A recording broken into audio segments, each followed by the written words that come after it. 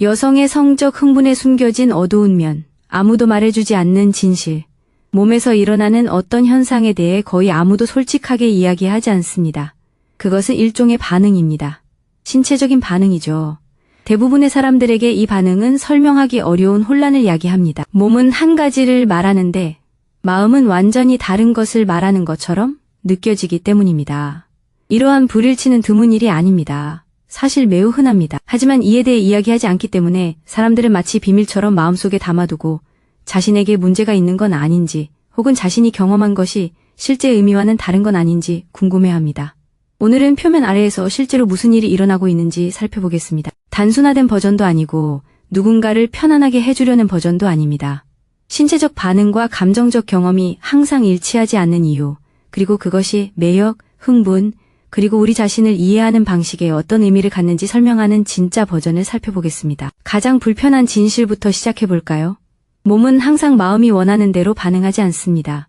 이는 인체 생리학에서 가장 오해받는 부분 중 하나입니다. 사람들은 신체가 특정 방식으로 반응하면 무언가 의미가 있다고, 의도가 있다고, 욕망이 있다고 생각합니다. 하지만 연구 결과는 전혀 다릅니다. 정신생리학 연구는 신체적 각성이 사람이 불쾌하거나 혼란스럽거나 심지어 고통스럽다고 느끼는 자극에 반응하여 발생할 수 있음을 일관되게 보여줍니다. 신체는 마음이 적극적으로 거부하는 것에 반응할 수 있습니다. 이것은 오작동이 아니라 신체 시스템의 설계 방식입니다. 각성 반응은 본질적으로 준비 메커니즘입니다. 신경계에 성적으로 관련이 있다고 인식되는 어떤 것에 대해 신체가 준비하는 방식입니다. 여기서 핵심 단어는 관련 있는입니다. 원해서도 아니고 선택해서도 아닙니다. 단지 감지된 것뿐입니다. 예를 들어 눈동자가 어둠에 반응하여 확장되는 것은 눈이 어둠을 원해서가 아니라 어둠이 더 많은 빛이 필요하다는 신호이기 때문입니다. 이러한 신체적 반응은 자동적이며 선호나 의도와는 무관합니다.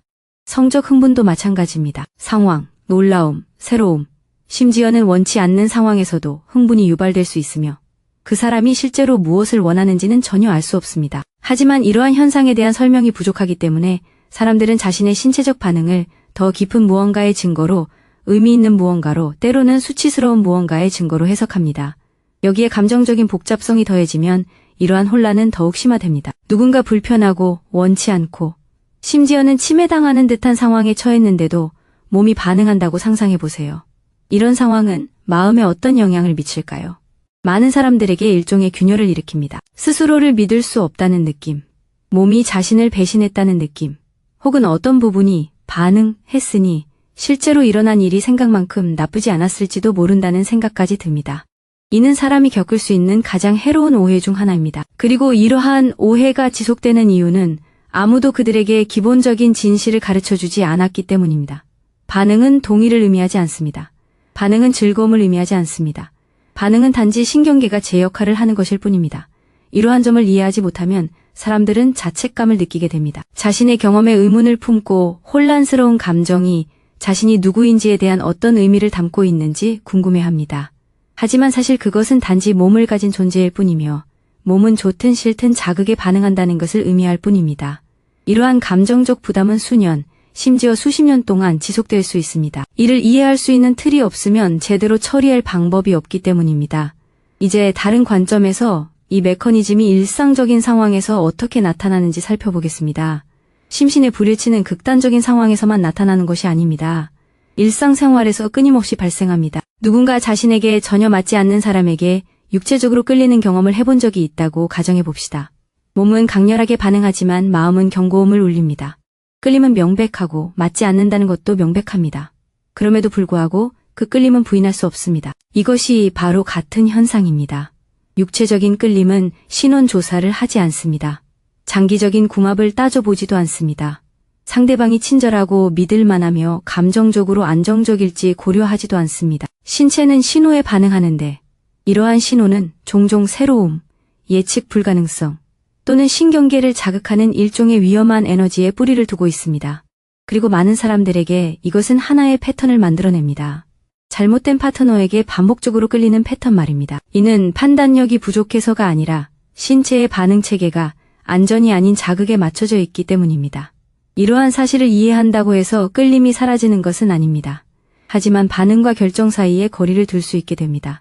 끌림을 느끼더라도 그것이 실제 의미와 다른 것으로 오해하지 않도록 해줍니다. 여기서 좀 더 미묘한 부분이 나옵니다. 성적 흥분과 성별에 대한 연구는 복잡하지만 한 가지 공통적인 결과가 있습니다. 여성은 평균적으로 남성보다 성적 자극에 대해 더 광범위한 생리적 반응을 보인다는 것입니다. 즉, 연구자들이 실험실 환경에서 신체적 흥분을 측정할 때 여성은 자신이 매력을 느끼지 않거나 즐기지 않는다고 보고한 내용을 포함하여 더 넓은 범위의 자극에 반응하는 경향이 있다는 것입니다. 반면 남성은 더 좁고 특정 범주에 국한된 반응을 보이는 경향이 있습니다. 여성의 신체적 흥분은 자신이 끌린다고 말하는 것과 더 밀접하게 일치하는 경향이 있습니다. 이러한 차이 때문에 오랫동안 잘못된 해석이 생겨났는데 여성들이 더 혼란스러워하거나 자신의 욕망을 덜 인식한다는 생각입니다. 하지만 더 정확한 설명은 여성의 흥분 시스템이 다른 논리로 작동한다는 것입니다. 여성이 자신이 무엇을 원하는지 모른다는 것이 아닙니다. 여성의 신체는 선호도와 관계없이 더 광범위한 신호에 반응합니다. 준비 메커니즘이 더 폭넓고 상황에 더 민감하며 특정 자극에 덜 얽매입니다. 그렇다고 감정적 경험이 덜 명확하다는 의미는 아닙니다. 어떤 사람은 감정적으로 무엇을 원하는지 정확히 알면서도 신체가 원하지 않는 것에 반응할 수 있습니다. 두 시스템은 동시에 작동하는 것이 아니라 병렬적으로 작동합니다.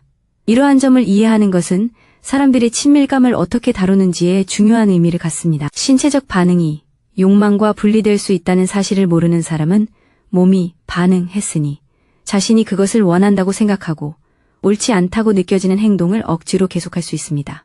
이러한 현상은 특히 관계 초기 상대방이 자신의 신호를 배우는 과정에서 흔히 나타납니다. 신체적 흥분을 느끼고 이를 매력으로 해석하고 긴장감을 느끼면 화학적 끌림으로 해석하며 심장이 빨리 뛰는 것을 느끼고 로맨틱한 감정의 신호라고 생각합니다. 하지만 흥분, 긴장, 심박수 증가는 불편함, 불안, 심지어 두려움에 의해서도 유발될 수 있습니다. 신체의 경보 시스템과 쾌락 시스템은 서로 겹치는 회로를 공유합니다. 사람들이 때때로 두려움을 흥분으로 착각하는 이유도 바로 이 때문입니다. 생리적으로 두 감정이 유사하게 느껴지기 때문입니다.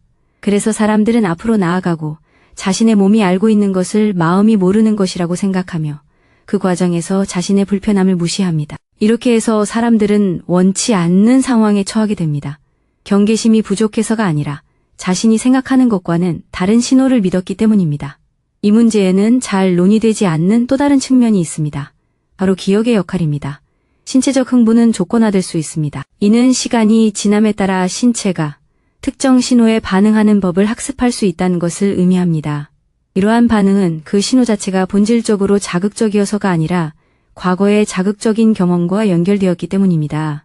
이것이 바로 패티시가 형성되는 방식입니다. 특정 환경, 향기, 소리가 예상치 못한 신체적 반응을 유발하는 것도 이러한 맥락에서 이해할 수 있습니다. 신체는 기억하고 현재의 판단보다는 과거의 연관성에 기반하여 반응합니다. 즉 신체적 반응은 현재의 욕망을 나타내는 신뢰할 수 있는 지표가 아니라는 것입니다. 그것은 과거의 잔재일 수도 있고 습관일 수도 있고 학습된 반사작용일 수도 있습니다. 이러한 사실을 이해하지 못하는 사람들은 자신의 반응에 갇혀 단지 신체가 여전히 반응한다는 이유만으로 여전히 무언가를 원한다고 믿게 될 수 있습니다. 이는 특히 건강하지 못한 관계나 경험에서 벗어나려고 노력하는 사람들에게 중요한 문제입니다. 마음은 이미 그 사람이나 상황을 잊었지만 신체는 오랫동안 그 사람이나 상황을 떠올리게 하는 자극에 반응할 수 있습니다. 그리고 이러한 반응을 남아있는 욕망으로 해석하면 이미 버리기로 결심했던 패턴으로 다시 빠져들게 될 수 있습니다. 핵심은 자극이 명령이 아니라는 것을 인식하는 것입니다. 이건 정보이긴 하지만 불완전한 정보입니다. 신경계가 무언가를 감지했다는 것만 알려줄 뿐 어떻게 해야 할지는 알려주지 않습니다. 다시 매력에 대해 이야기해 봅시다. 강렬한 신체적 매력은 의미 있게 느껴집니다. 마치 어떤 신호처럼 느껴지죠. 이 사람은 분명 특별한 사람일 거라고 생각합니다. 몸은 거짓말을 하지 않으니까요. 그렇죠. 하지만 몸은 거짓말을 합니다. 더 정확히 말하면 몸은 우리가 생각하는 것과는 다른 언어로 말합니다. 강렬한 매력은 친숙함, 어린 시절의 학습한 패턴, 부모의 에너지나 과거 연인의 역동적인 모습의 잔재에 의해 유발될 수 있습니다. 위험, 불안정, 정서적 무관심 등 신경계가 중요한 것으로 인식하는 모든 것들에 의해서도 유발될 수 있습니다. 따라서 누군가에게 자석처럼 끌리는 느낌이 반드시 궁합을 의미하는 것은 아닙니다. 오히려 정반대일 수도 있습니다. 신경계가 학습된 패턴을 인식하고 있는 것일 수도 있는데 그 패턴은 그 사람에게 실제로 좋은 것과는 전혀 관련이 없을 수도 있습니다. 이것이 바로 사람들이 자신에게 진정으로 건강한 파트너와 있을 때 설렘을 덜 느끼는 이유입니다. 건강한 관계는 낯설게 느껴지기 때문입니다. 안전한 관계는 불안감을 유발하지 않습니다. 그리고 그러한 불안감이 없으면 신경계는 혼란 속에서처럼 활성화되지 않습니다. 이러한 감각을 극복하는 데는 시간이 걸립니다. 자극과 강렬함이라는 크고 화려한 신호보다 정서적 안정감, 상호 존중, 진정한 궁합이라는 느리고 조용한 신호를 신뢰해야 합니다. 마지막으로 중요한 한 가지가 더 있습니다. 바로 자극과 정체성의 관계입니다. 많은 사람들은 자신이 끌리는 대상을 통해 자신을 정의합니다. 자신의 욕망을 자신의 가치관, 성격, 내면의 진실을 반영하는 것으로 여깁니다. 하지만 원치 않는 것, 조건화, 혼란, 트라우마로 인해 신체적 반응이 유발될 수 있다면 자극은 정체성이 아니라는 것이 분명해집니다. 그것은 영혼을 들여다보는 창이 아닙니다. 단지 물리적인 메커니즘일 뿐입니다. 이는 자신의 신체 반응에 대해 부끄러움을 느꼈던 모든 사람에게 해방감을 선사합니다. 신체 반응이 당신을 규정하는 것이 아니라는 뜻입니다. 당신의 숨겨진 부끄러운 면을 드러내는 것도 아닙니다. 단지 신경계가 반응하고 있다는 것일 뿐이며 이는 신경계가 정상적으로 작동하는 방식입니다. 따라서 중요한 것은 신체 반응을 통제하는 것이 아니라 이는 종종 불가능합니다. 그 반응을 해석하는 것입니다. 흥분을 있는 그대로 인식하는 것입니다. 흥분은 명령이 아니라 신호이며 운명이 아니라 데이터입니다. 이러한 이해는 모든 것을 바꿉니다.